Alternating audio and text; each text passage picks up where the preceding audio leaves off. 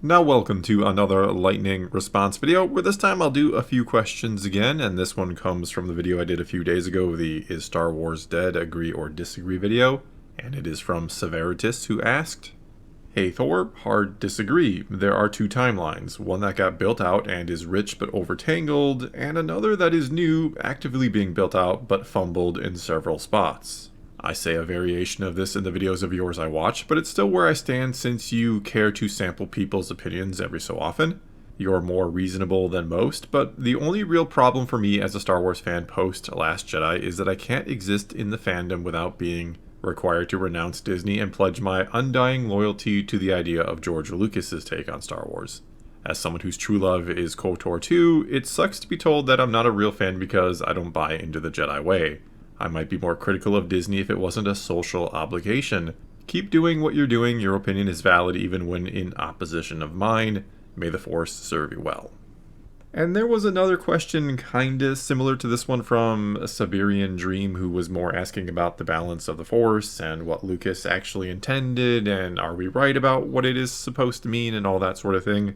And I mean, that's a fair question. All of the videos I do where I talk about balance of the Force is my interpretation of what I think George Lucas means by all of it. And one of the problems is, as a lot of people point out, and I think this comment pointed it out as well, is that he changes his mind pretty frequently, or he has kind of updated his thoughts and beliefs as the decades went on. So what it all originally meant to him may have changed along the way, or been revised, or he just built upon it and came to this idea of balance, and the dark is selfish, and the light is selfless. And I mean, I don't claim to be 100% right. I think I'm pretty well on track with what Lucas meant when I talk about balance and all of that sort of thing.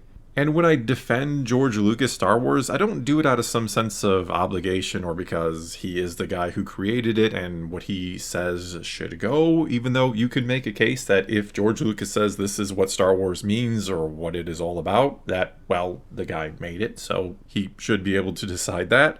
But there are, of course, others who have contributed a great deal to Star Wars. The EU is made by pretty much everybody but George Lucas. There is debate about how much he oversaw it, how much he cared, and all of that. But it's just as much Star Wars as, say, George Lucas Star Wars. It's just different. I started following it in the early 90s when there was nothing else Star Wars to really pay attention to.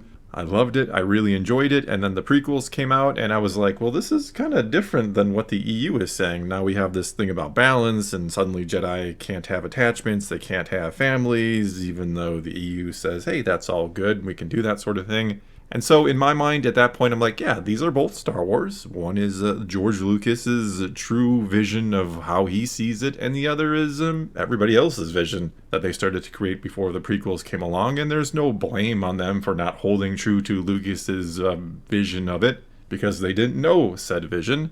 And one of the reasons I'm so critical of Disney is because they knew the vision. They know what it's all about. They could literally talk to George Lucas and ask him. He is a consultant of theirs. So when they get it wrong, I'm more disappointed in them, and I don't hold any ill will towards, again, the EU authors who didn't know any better and made these stories, and they're fantastic stories a lot of the time, so enjoy them. Now, all that rambling out of the way, love what you want to love or enjoy Star Wars how you want to enjoy it. I don't think we should be so critical of each other. Part of the reason why I am so defensive of, say, George Lucas Star Wars is because I believe there is something to it. I believe there is a simple yet very interesting and kind of profound philosophy in there that we could all learn something from.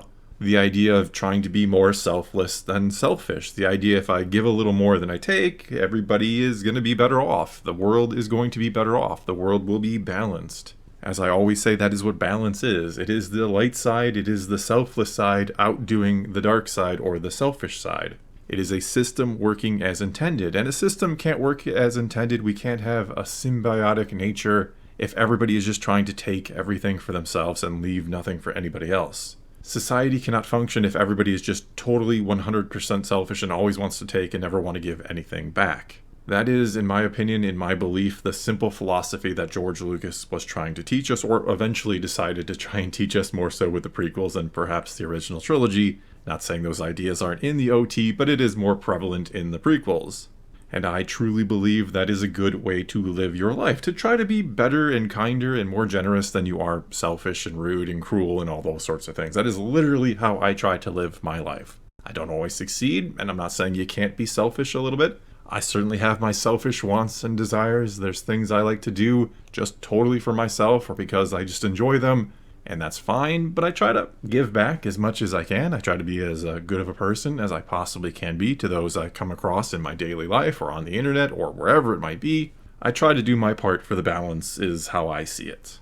And so when people ask me, is this what balance really means, or isn't it equal dark and equal light, I do sometimes get perhaps a little defensive because I do believe in it that damn much. I do try to live my life by that simple idea.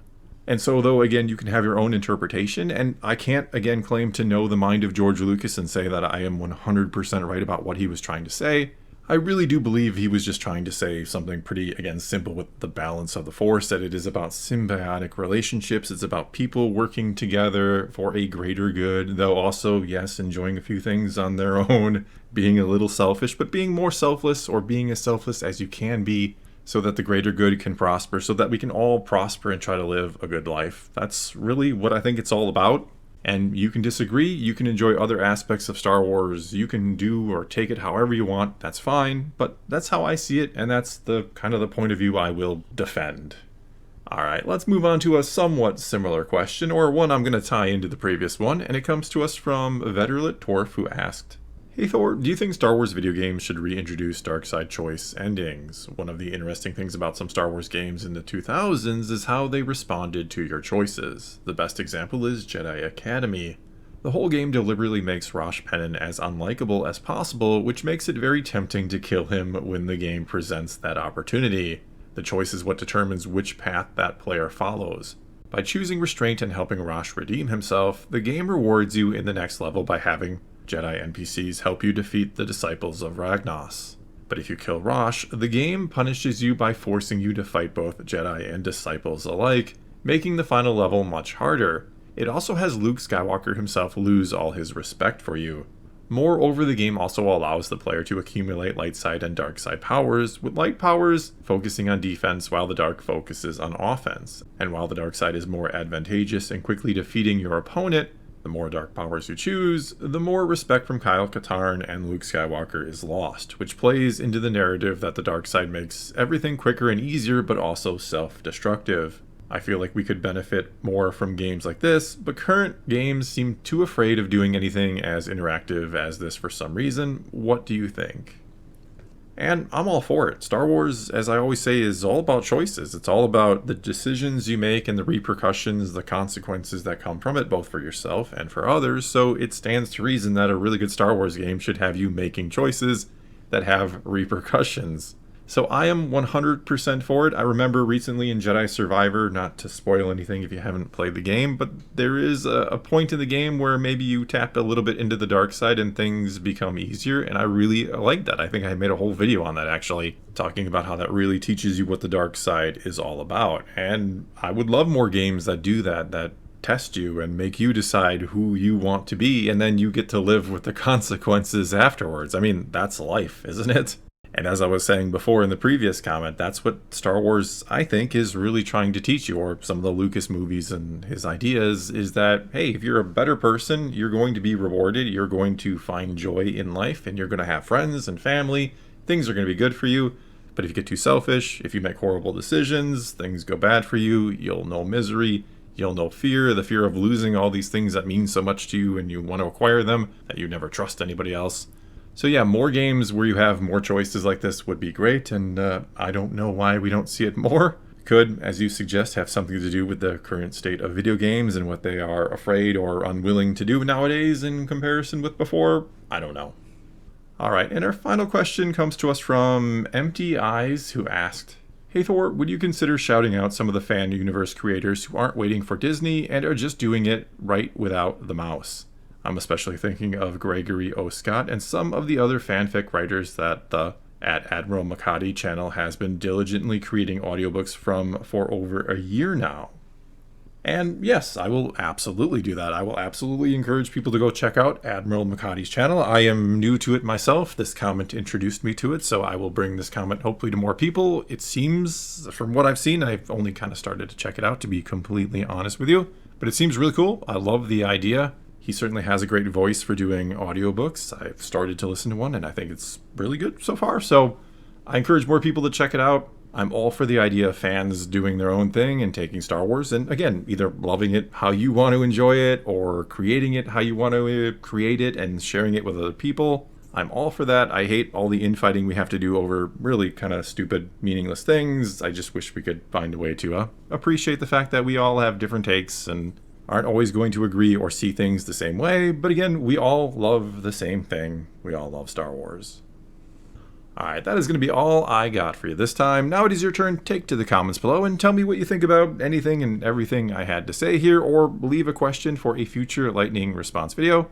All you got to do is start your comment off with "Hey Thor" and ask your question. And again, I have a ton of them in the comments. I try to do as many as I can, so if I don't answer yours, don't take it personally. You can feel free to ask it again. Sometimes I see really good ones and I just don't get them into a video and then I forget about them, and well, that's how it happens. Either way, leave your comments below. Let's talk some Star Wars, and until next time, thanks for watching.